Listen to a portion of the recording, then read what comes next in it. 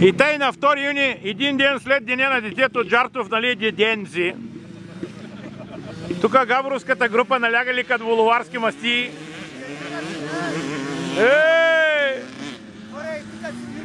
И Джартов повръща в бутуша. На кой ли и той не се знае как го обуи, ще видим. Като гледам, май скоро ще насъбере дъжда. Много интересно. Състезанието върви в пълна пара, имало бира, Джартовка и черпела, ма много бърже свърчала.